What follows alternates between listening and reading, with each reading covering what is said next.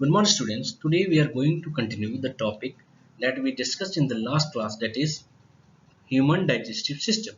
In this class we are going to study the other organs which are related to human digestive system.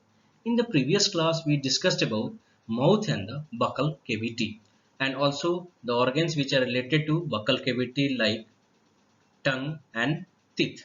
In this class we are going to discuss about the next organ or next part of the digestive system, that is food pipe, that is also known as esophagus. Okay, so what happened here, the swallowed food passes into the food pipe or esophagus. Okay, so the esophagus leads from mouth to the stomach. It is made up of circular muscles, and the food is pushed down by the movement of walls of the food pipe, and this movement is called peristalsis. Okay, so whenever we are swallowing the food, that food will move from mouth, or you can say throat, until the stomach by the process that is known as peristalsis. Okay, the process of movement of food from mouth to stomach, that is known as peristalsis, and the organ that is from start from throat and end up to the stomach, that is known as your esophagus. So this is one of the largest organs in our digestive system. Okay, and the phenomena by which the food will pass from here to stomach, that is known as your peristalsis. Okay, now the next organ in human digestive system is your stomach. Okay, so what is stomach? Stomach is a thick walled bag or sac like organ present on the left hand side of the abdomen. So our stomach is generally present on the left hand side of the abdomen. It is the widest part of the alimentary canal, means it is the very big as among all the organs, and esophagus brings slightly digested food from mouth into the stomach. So during swallowing and mixing of saliva with the food, what happened, the food will get partially digested, and this partially digested food then passes through the esophagus and then enters into the stomach. So what happened in stomach to the food? The stomach wall contains three tubular glands in its wall which secretes gastric juice.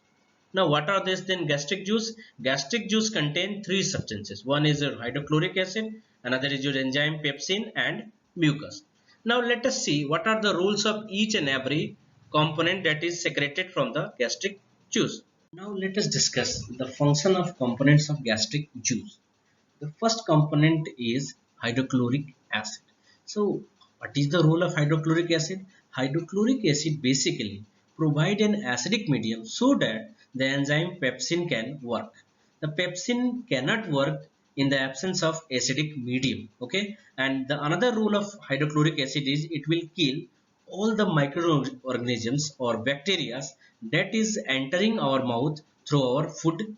Okay, so thereby it also prevents us from any disease. The second is pepsin help in digestion of proteins into simpler substances in an acidic medium. So as we have already discussed, the enzyme pepsin cannot work unless there is an acidic medium. So what is the role of then pepsin? Pepsin help in digestion of protein molecules which are present in the substance.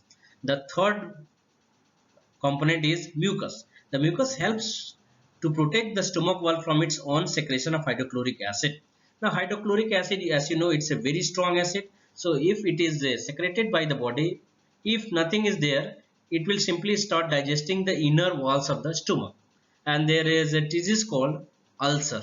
Okay, so in order to prevent the digestion of inner walls of the stomach, there is another secretion called mucus which protects the inner walls of the stomach from digestion. Okay, and thereby they'll protect the stomach from any damage. Now let us move on to the next topic, that is small intestine. Small intestine is a highly coiled and it is about 7.5 meter long, so it is quite bigger. The here the partially digested food which is leaving the stomach enters in this small intestine. Okay, it helps to completely digest the partially digested food by secretion from the three different glands. One is your liver, another is your pancreas, and another is the gland that is present on the walls of the small intestine. Means a small intestine, their walls are quite thick, and inside that walls there are some glands which will secrete some secretion. Okay, So the diagram of the small intestine is large intestine is shown in the figure. See, when the food enter from stomach, it will directly goes to the small intestine. From small intestine, it will goes to the large intestine by this way, and ultimately it will be stored in rectum and excreted through the organ that is known as anus. Okay, now what is the role of the different secretion during digestion? Now, as we have explained that there are three glands which help in digestion in the small intestine. So the first is your liver is the largest gland in the body. It secretes bile juice that is stored in gallbladder and help in digestion of fat. So liver basically helps in digestion of the fats. So if you are taking any fatty things, then here the liver help in digesting that fat items. Okay, and how it will help in digestion? By secreting bile juice. Okay, and that is stored in a very small organ that is known as gallbladder, just below the liver. Now we have another organ that is pancreas, a gland, sorry, we call pancreas. It is a large cream colored, or you can say light yellow colored gland located just below the stomach. Okay, it secretes pancreatic juice that acts on carbohydrate proteins and convert them into a simpler form. So pancreas, what is the role? It will secrete pancreatic juice that helps in digestion of all the three basic components of our food, that is carbohydrate, fats and proteins, into a smaller form. Okay, so thereby they will help in digesting these three components. Now we have a third secretion that is known as intestinal juice. The inner wall of the intestine contains the glands which secrete intestinal juice, will help in digestion of carbohydrate, proteins and fat. So whatever the undigested food is still remaining, that to be digested by this intestinal juice. So all the three, they help in digestion of the food in the small intestine. Now let us come on to the next topic, that is absorption. Okay, now you know that the food has been digested. Now what is the role, what is the use of the food? The food must be absorbed by the small intestine so that it can be transferred from one place to another place. So let us see how the food is absorbed by the small intestine. The small intestine is the main region for absorption of digested food. Okay, so the inner surface of the small intestine have many finger like projection called villi, which increases the surface area for rapid absorption of digested food. You see the cross section of small intestine has been shown. You see outside it's plain, but inside you have a finger like projection. What is the rule? This finger like projection has large surface area. So large surface area means more absorption, means faster absorption. Okay, so this villi help in absorption of your digested food from the small intestine. Now what happened? The digested food is absorbed through the walls of the small intestine and then it goes into the blood. Okay, so digested food, what happened? It will be absorbed from the walls of the intestine by the help of these villi, and then it will go to the blood. Now let us see what happened to this digested food. The blood carries this useful digested food to each and every parts of the body through blood. Okay, so what happened to the digested food? This digested food is then transferred to every part of the body through blood.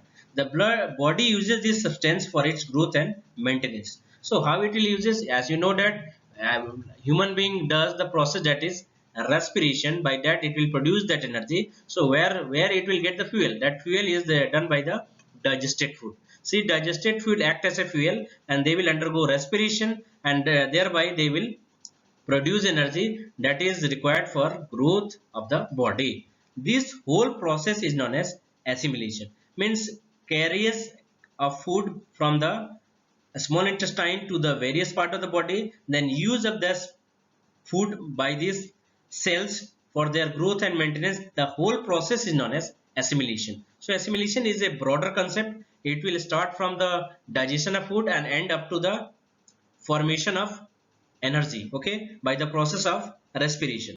Now the food which is now digested, that will move from a small intestine to the another organs of the digestive system, that is large intestine. So what is the large intestine? The large intestine is a wider than a small intestine, is about 1.5 meter long. So at compared to small intestine, it is smaller, because small intestine is about 7.5 meter and this is about 1.5 meter long. Here, what is the role of this large intestine then? Here, the excess amount of water and salt are absorbed from the undigested food. So, whatever the excess amount of water and salt are present in the undigested food, they are to be absorbed by this organ, that is large intestine. Okay, you can see the diagram of this large intestine here. The remaining undigested food then moves to the next part called rectum. Here it is stored and removed from the body through the anus, and this process is known as egestion. So what happened? The process which will start from moving from large intestine to small intestine to large intestine, and from there it will reach to the rectum, and here it is stored and removal from the body. This whole process is known as egestion.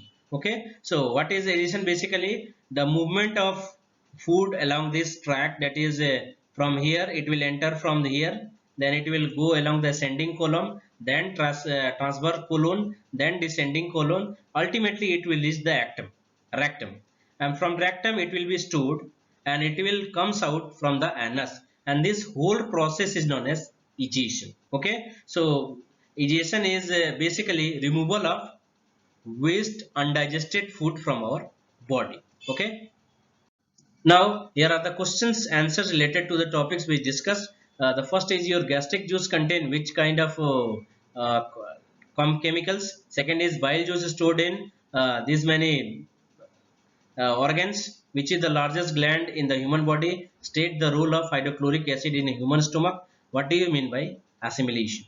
Please go through these questions and answer the questions in your homework notebook. Thank you.